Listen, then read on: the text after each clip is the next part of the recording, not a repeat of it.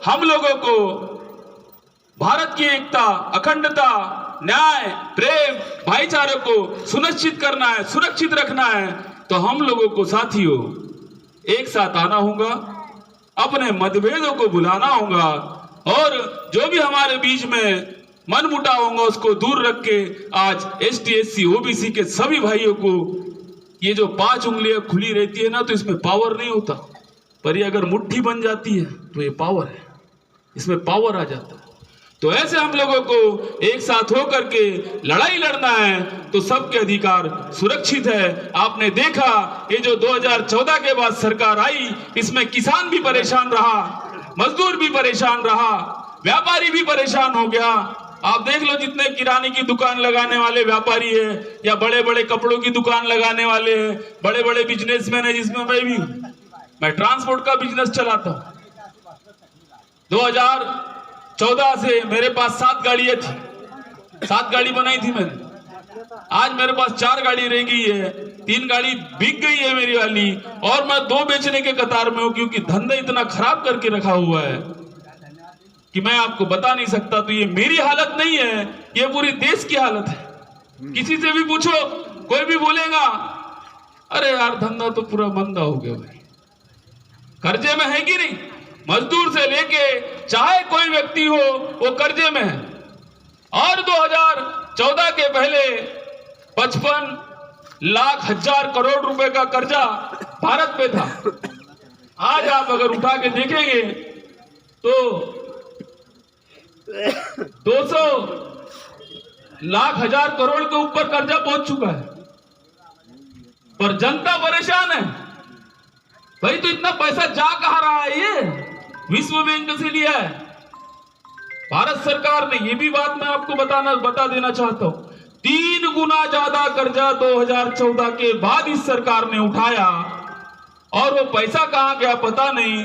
जनता फिर भी परेशान है। खुशी है क्या? जनता सुखी है क्या? और एक बात बता देना चाहता हूं, 2 वर्ष से आपका जो पीएम आवास योजना आती थी, 2 सालों से वो भी बंद होने की कगार पे इनने लाके खड़ा कर दिया है। मिल रही है क्या पीएम योजना? ये जो मकान बनाने वाली योजना थी, पीएम आवास योजना, अधूरे पड़े हुए हैं, क्योंकि ये जो पैसा है ये सिर्फ और सिर्फ पता नहीं वो कहां भेज रहे हैं। ये जानकारी आपको रखना पड़ेगा। क्यों रखना पड़ेगा? क्योंकि इस देश के आप लोग हो, इस देश के नागरिक हो, आपका अधिकार है, आपका हक बनता है कि हमने जो राजा को वहां भेजा है वो काम क्या कर रहा है, और अगर वो सही काम नहीं कर रहा है तो आप सभी लोगों का दायित्व बनता है कि उसको चुनाव के माध्यम से घर को बिठाने का काम करो। परिवर्तन तभी होगा। तो ये बात हमको समझने की जरूरत है साथियों। आने वाला समय जो है और संघर्षों का समय है। एक एक आदमी भारत का 2 लाख से ऊपर के कर्जे में जन्म ले रहा है। जो आपके यहाँ बच्चा जन्म ले रहा है, जो भारत देश में कहीं पे भी जन्म ले रहा है, वो 2 लाख के कर्जे में जन्म ले रहा है। तो ये देश जो है हमारा, ये कहां जा रहा है, इसको जानकारी रखने के लिए आपको समझदार तो होना ही पड़ेगा। आप कहीं पाकिस्तान से आए वाले तो नहीं है ना? अरे आप कहीं श्रीलंका से आए वाले तो नहीं है? हमारी नागरिकता भारतीय है भाई, और भारत हमारा घर है। तो जितने भी हमारे लोग हैं भारत में रहने वाले, उन लोगों का ये फर्ज बनता है कि अपने देश के लिए काम करे। देश में अच्छा बुरा कुछ हो रहा है तो उस पर नजर रखे, और नजर ही नहीं रखे, पैनी नजर रखे। जो देश में गलत हो रहा है उसके खिलाफ पैनी नजर रखे, ताकि आने वाले समय में अगर आपके खिलाफ काम हो रहे हैं तो ऐसे नेताओं को आपको रास्ता दिखाने का काम करना होगा, तब सही मायने में परिवर्तन होगा। तो साथियों बात बहुत सारी है, समय को देखते हुए हम अधिक ना कहेंगे, परंतु इतना जरूर कहेंगे कि मजदूर किसान अगर परेशान है तो मजदूर किसानों को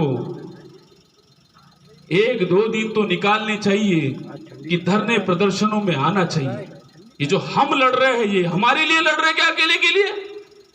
अरे भाई, ये लड़ाई हम आपकी लड़ रहे हैं। ये बात आपको समझना चाहिए। तो आप बहुजन मुक्ति मोर्चे के साथ में खड़े होइए, आकर ईवीएम का विरोध करिए, क्योंकि यह ईवीएम है जो आपको गुलाम बनाने के लिए लाई गई है।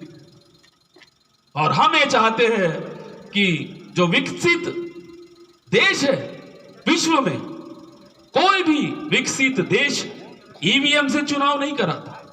कराता क्या? उनके यहां बनी है, जैसे अभी दौड़े जी ने कहा था कि विदेशों में जो ये ईवीएम बनी है वो लोग उसका अनुसरण नहीं करते।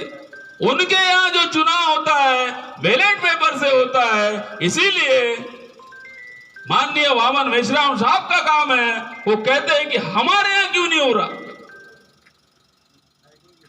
तो चूंकि ये बहुत सी बातें हमने आपके सामने रखी, आपको इसको समझना होगा और इस मोर्चे के साथ में आना होगा।